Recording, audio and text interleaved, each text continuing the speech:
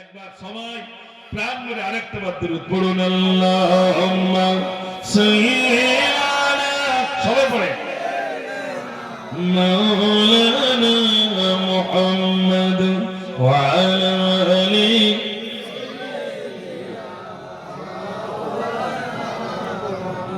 আজকে আপনাদের কাছে শুধু আলোচনা রাখবো মহান রবকে চেনাবো। তিনি আমাদের আল্লাহ। যদি না চিনি তাহলে ডাকবো কাকে? আল্লাহকে চিনতে হবে, তবেই তো ডাকতে হবে। আল্লাহর ভয় অন্তরের ভিতরে আনতে হবে, মহান রবের ভয়, আল্লাহর ভয় অন্তরের ভিতরে থাকতে হবে। আমি তো দেখলাম নদী বুঝে বুঝে ছোট হয়ে যাচ্ছে, আর আপনাদের ফিশারি তত লম্বা হচ্ছে, হচ্ছে না? হচ্ছে। এটা কিয়ামতের আলামত। নদী বুঝে যাবে, আর কি হবে? সব জি জি হ্যাঁ, এগুলো সব আস্তে আস্তে বুঝে যাবে। এগুলো কিয়ামতের আলামত। তো আজ আমরা দেখতে পাচ্ছি আলহামদুলিল্লাহ কত সুন্দর আপনাদের এই জায়গা। আমি নিজে ঘুরে সব দেখে এসেছি, বসেছিলাম তো আগে, সব দেখে এসেছি। যে দেখে যায় আবার কবে আসতে পারবো তার ঠিক নাই। আল্লাহ পাক কোরআন ভিতরে ভিতরে বলছেন, লাইন শাকারতুম লাযীদান্নাকুম ওয়া লাইন কাফারতুম ইন্না আযাবী লাশাদীদ। লাইন শাকারতুম লাযীদান্নাকুম, যে ব্যক্তি আমার শুকরিয়া আদায় করবে, আল্লাহ পাক বলছেন তার নিয়ামতটা আমি বাড়িয়ে দেব। যারা বলুন না সুবহানাল্লাহ। শুকরিয়া আদায় করবে। আল্লাহ আপনাকে সুস্থ রেখেছেন, সবল রেখেছেন, ফিশারি দিয়েছেন, তারপরে নদীতে মাছ ধরতে গেছেন, অনেক মাছ দিয়েছেন। শুকরিয়া আদায় করবেন কার? যখন নামাজ পড়েন তখন প্রথম শুরুতে কি বলেন? আলহামদুলিল্লাহি রাব্বিল আলামিন আর-রাহমানির রহিম মালিকি ইয়াউমিদ্দিন ইয়্যাকা না'বুদু ওয়া ইয়্যাকা নাস্তাঈন ইহদিনাস সিরাতাল মুস্তাকিম صراط الذين أنعمت عليهم غير المغضوب عليهم ولا الضالين। এরপরে কি বলবেন? আমিন। মাত্র 7টা আয়াত, শুরুতেই একটা আয়াত। যদি কোরআন শরীফের ভিতরে আয়াত আছে 6666টা, এই 1 নম্বর আয়াতটা আমি 7টা আয়াত তেলাওয়াত করেছি। 1 নম্বর আয়াত গোটা কোরআনের 16 নম্বর আয়াত। আলহামদুলিল্লাহি রাব্বিল আলামিন, সর্বোপরি প্রশংসা সে আল্লাহ সুবহানাহু ওয়া তাআলার জন্য। জোরে বলুন সুবহানাল্লাহ। তাহলে শুকরিয়া আদায় করবেন কার? আল্লাহ। নবী সুলাইমান আলাইহিস সালাম আল্লাহ একটা সিংহাসন দিলেন। এই যে আপনারা আমাদের জন্য একটা সিংহাসন ব্যবস্থা করেছেন, তো নবী সুলাইমান আলাইহিস সালাম আল্লাহ একটা সিংহাসন দিয়েছেন। সিংহাসনটা এত বড়, একদিকে 70,000 মানুষ বসে, আর একদিকে 70,000 জিন বসে। এত লম্বা, এত বড় সিংহাসনটা উড়ে উড়ে যায়, যেরকম ফ্লাইট উড়ে যায় না, এরকম সিংহাসন উড়ে যায়। আল্লাহর একজন বান্দা ওই সিংহাসন থেকে নিচে থেকে শুধু বলেছেন আলহামদুলিল্লাহ। নবী সুলাইমান বলেন, নবী সুলাইমানের কাছে হাওয়া গিয়ে পৌঁছে দিল, ও নবী সুলাইমান, তোমার এই সিংহাসন থেকে আল্লাহর একজন বান্দা বলেছেন আলহামদুলিল্লাহ। নবী সুলাইমান এবার সিংহাসনকে বলে, এই সিংহাসন তুমি নিচের দিকে অবতরণ করো। নিচের দিকে এবার অবতরণ করতে শুরু করে। আল্লাহর বান্দা দেখি ছুটতে থাকে, আল্লাহর বান্দা ছুটতে থাকে। আল্লাহর নবী সুলাইমান ভাইরা তিনি বললেন, ও আল্লাহর বান্দা ছোট কেন? কিসের ভয়? তুমি কি কারণে ছুটে চলে যাও? বলছে, আপনার সিংহাসন দেখে আমি কোনো কটু কথা বলি নাই, শুধু একবার বলেছি আলহামদুলিল্লাহ। আপনার সিংহাসন কত দামি, কত মর্যাদাবান, যে সিংহাসনের নিচে 1 ইঞ্চি পরিমাণ সোনার তক্তা বিছানো আছে, এত দামি মর্যাদাবান সিংহাসন। নবী সুলাইমান বললেন, তুমি কি মনে করো আমার সিংহাসনের বিরাট মর্যাদা, বিরাট দাম? বলছে, হুজুর তাই তো আমি মনে করি। নবী সুলাইমান বললেন, না, তুমি একবার আলহামদুলিল্লাহ বলেছো, এই আলহামদুলিল্লাহ এত দাম, এত মর্যাদা পেয়েছো, সেই তুলনায় আমার সিংহাসনের দাম, মর্যাদা তুচ্ছ মেনে যায়। জোরে হবে না সুবহানাল্লাহ? একবার আলহামদুলিল্লাহ বলবেন। আল্লাহ অনেক মাছ দিয়েছেন, কি বলবেন? এটা জোরে বলে আলহামদুলিল্লাহ। এই তো শিখে যায়, শিখে তো কিছু যেতে হবে নাকি? না থলে খালি করে দিলে বাড়ি চলে যাবে? কিছু শিখে যাব, অন্তত এইটুকু বলবেন আলহামদুলিল্লাহ। খাওয়ার মাঝে মাঝে কি বলবেন? আলহামদুলিল্লাহ। আল্লাহ অনেক ফসল দিয়েছেন, আলহামদুলিল্লাহ। আল্লাহ আপনাকে আচ্ছা বলুন তো, আমাদের মতো কত মানুষ পিজিতে আছে না? না নীলরতনে, মেডিকেলে, আরজি কলে, সব হসপিটাল যেমনি সরকারি তেমনি বেসরকারি নার্সিং গুলো ফুল, বেড খালি নেই। আল্লাহ যদি মনে করতেন আমাদেরকে হসপিটালের বেডে দিতে পারতেন না? পারতেন না। তাহলে আল্লাহ যখন সুস্থ রেখেছেন তাহলে শুকরিয়া আদায় করবেন কার? আল্লাহ। আমি একটা গজলের ভিতর লিখেছিলাম, এই ভোলা মন শুনবি কখন স্রষ্টার হুকুম, সকল সৃষ্টি তুজবি জপি, সৃষ্টি জাগার জোরে বলুন না সুবহানাল্লাহ। তুমি কি ভেবে চোখের ইশারায় এসেছো দুনিয়াতে, নাপাক পানিতে করেছে তোমায় তাহারি হুকুমাতে, মানবে হুকুমত পাইবে গুনাজাত, শান্তি পাবি দুনিয়াতে। বলো আল্লাহ, বলো আল্লাহ, বলো আল্লাহ আল্লাহ। বেশি করে ডাকতে হবে। নাপাক পানি থেকে আল্লাহ তৈরি করেছেন, মাটি দিয়ে তৈরি করেছেন। আল্লাহ পাক আমাকে আপনাকে কত সুন্দর করে বানিয়েছেন, তাহলে শুকরিয়া আদায় করবেন কার? আল্লাহ। সর্বদাই আলহামদুলিল্লাহ, আল্লাহ তুমি আমাকে ভালো রেখেছো, আল্লাহ শুকরিয়া আদায় করুন। আল্লাহ বলছেন আমি নিয়ামত বাড়িয়ে দেব, লা ইন শাকারতুম লা আযীদান্নাকুম। তারপরেই বলছেন ওয়ালা ইন কাফারতুম ইন্না আযাবি লাশাদীদ।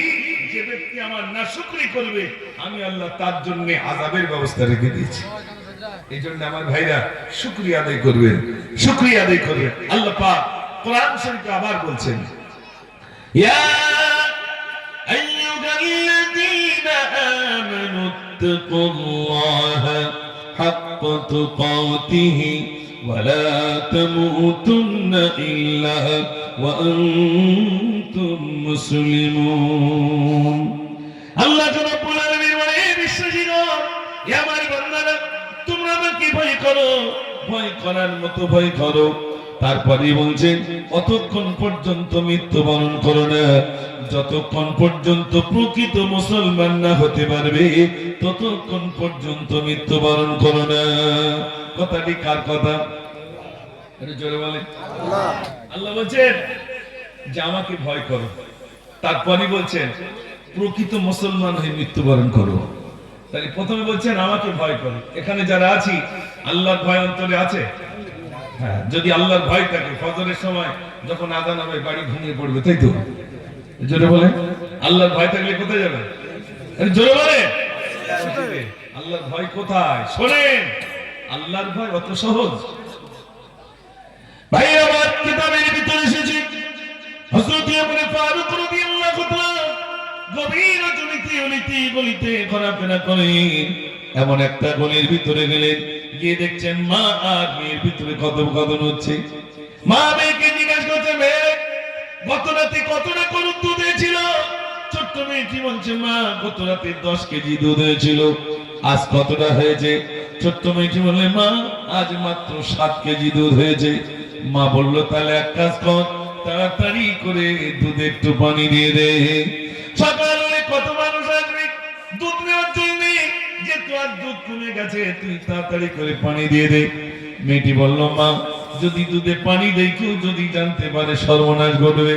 মা বলল, মেয়ে দুধে পানি দিলে কেউ জানতে পারবে না, তাড়াতাড়ি করে পানি দিয়ে দে।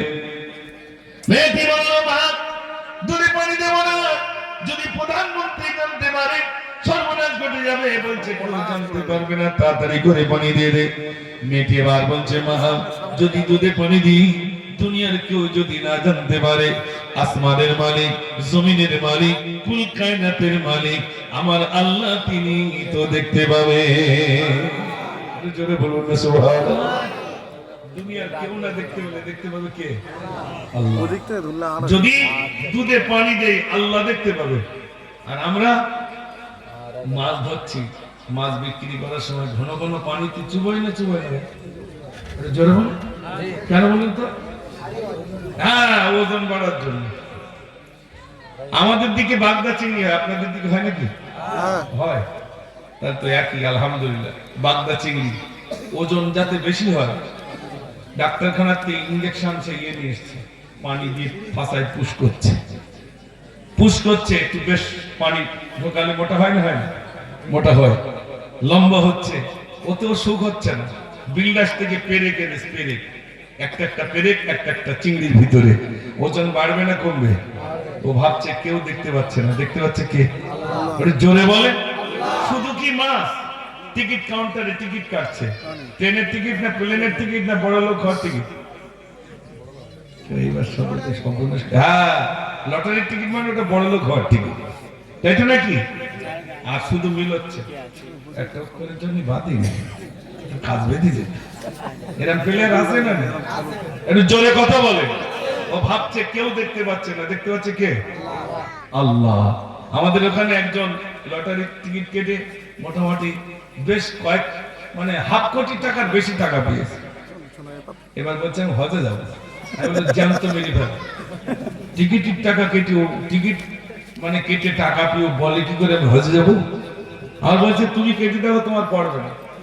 আমি কেটেছি, আমার পড়েছে, তার মানে আল্লাহ আবার দিয়েছে। তোর পায়খানা দেশ, তুই খা, যত পায়খানা খেতে পারিস। ওটা পায়খানা ছাড়া কি অন্য কিছু ভাই? একটু জোরে বলে। ও নিয়ত করে কি করে যাবে হজে যাবো হারাম মাল নিয়ে? সোনার ভাইরা, ভাবছেন কেউ দেখতে পাচ্ছে না। দেখতে পাচ্ছে কে? আল্লাহ। ফাঁকি দেওয়ার জায়গা আছে? জায়গা নেই। আল্লাহ বলছেন ইয়া আইয়ুহাল্লাযীনা আমানুত্তাকুল্লাহ, হে বিশ্বাসীগণ তোমরা আমাকে ভয় করো। শুধু ভয় নয়, ভয় করার মতো ভয় করো। শুধু ভয় না, ভয় করার মতো ভয় করো। তারপরেই বলছেন অতক্ষণ পর্যন্ত মৃত্যুবরণ করো না যতক্ষণ পর্যন্ত প্রকৃত মুসলমান না হতে পারবে। আজ আমাদের ভিতরে ভয় কোথায়? আল্লাহর ভয় নাই। আল্লাহর ভয় যদি থাকতো মসজিদে যেতাম, আল্লাহর হুকুম পালন করতাম। আল্লাহর ভয় নেই, ইচ্ছা মতো জীবনযাত্রা। মনে করছি বয়সটা হোক তারপর মসজিদে যাবো। যত বয়স বেশি হয় তত মাজার যন্ত্রণা হয়, যত বয়স বেশি হয় হাঁটুর রোগ আসে। আসে না? আসে না ভাই? তাহলে জন বয়সের আমল, আল্লাহ নবী সাল্লাল্লাহু আলাইহি ওয়াসাল্লাম বলেছেন জন বয়সের আমলটাই বৃহৎ আমল। জোরে বলুন না সুবহানাল্লাহ। আপনাদের মুয়াজ্জিন সাহেবের সঙ্গে কথা হচ্ছিল, অনেকের সঙ্গে কথা হচ্ছিল। মসজিদের অভাব, টাকা পয়সার না, মুসল্লির অভাব। ঠিক বলছি না ভুল বলছি ভাই? মসজিদে মুসল্লি না, ভয় থাকলেই তো ছুটবে। ভয় নেই বলে যায় না, আল্লাহর ভয় উত্তরে নাই। এই জন্য মাঝে মাঝে আল্লাহ পাক পরীক্ষা নেন। কি রোগ দেন? রোগ দিলে তখন যায় না? যায় না? মোটে মসজিদ যায় না, সামনের কাতারে বসে খবর নিয়ে দেখেন ফিশারিতে এত লস খাওয়া খেয়েছে, ওর এমনি মসজিদে আছে, লস খেয়ে বলিয়েছে। ঠিক বলছি না ভুল বলছি? তখন আপনার বিবিটা বলছে এটা করতে একটু মসজিদ যাও, এত ঋণ, প্রতি সারা লোকের লাভ হচ্ছে আর তোমার শুধু ঋণ হচ্ছে। তুমি একটু মসজিদ যাও, মনে হয় তুই মসজিদে যাও না বলে সর্বনাশ হচ্ছে। তখন দেখবেন ফার্স্ট কাতারে এসে বসে থাকে। তখন বোঝা যায় ও লস খেয়েছে, না তার এমনি মসজিদে আসেনি। ঠিক বলছি না ভুল বলছি? আমার সোনার ভাইরা, মসজিদ মুখে হবো তো ইনশাআল্লাহ। একটু জোরে বলুন, তাহলে গজল শোনাবো। দেখি এবার তাকবীর, নারে তাকবীর। আর একটু জোরে দেন, নারে তাকবীর। আজ দুঃখ নেব না, খুশি নেব, খোদা গো তুমি দাও না বলে। আজ এই দিনেতে রাসূল এলো, আর এই দিনে বিদায় নিলে। আজ দুঃখ নেব না, খুশি নেব, খোদা গো তুমি দাও না বলে। আওয়াজ হবে নারে তাকবীর। শুনবেন দুটো একটা গজল, একটু জোরে বলুন না মাশাআল্লাহ। তাহলে আগে একটা গজল বলে নেই, তারপর আবার যেখান থেকে ছেড়েছি সেখান থেকে বলবো। আজকে তাহলে রান্না করেছেন কি? গোশ ভাত, ডাল ভাত, বহুত কিছু আছে। আচ্ছা, আমি মুজাফফর উত্তর 24 থেকে এসেছি। এসে বলছি ভাই কি রান্না করেছেন? তো সাদা ভাত, গোশ এসব ব্যবস্থা করেছি। তাই বলে নিয়ে আসেন। তো প্রথমে এক বালতি ভাত আর এক বালতি গোশ আমি বললাম আরো নিয়ে আসেন। বলছে কতটা খাবে রে, আর নিয়ে আসেন না।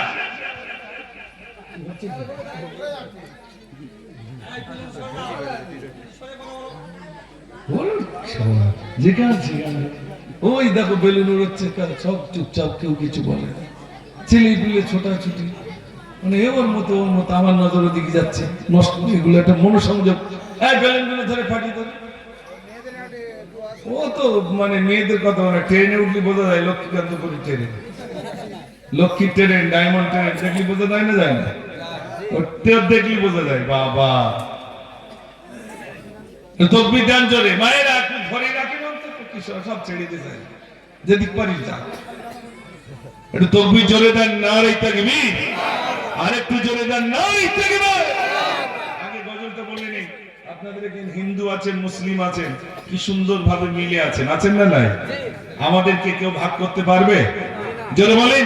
আমি একটা গজল ভিতর লিখেছিলাম, ভারতবাসী ভারতবাসী ভারতবাসী গো, ভারতবাসী ভারতবাসী ভারতবাসী গো, ভারতবাসী ভারতবাসী ভারতবাসী গো, ভারতবাসী ভারতবাসী ভারতবাসী গো, সম্প্রীতির পতাকা আজি আমরা তুলিব, আমরা তুলিব, আমরা তুলিব, ভারতবাসী ভারতবাসী ভারতবাসী গো, ভারতবাসী ভারতবাসী ভারতবাসী গো।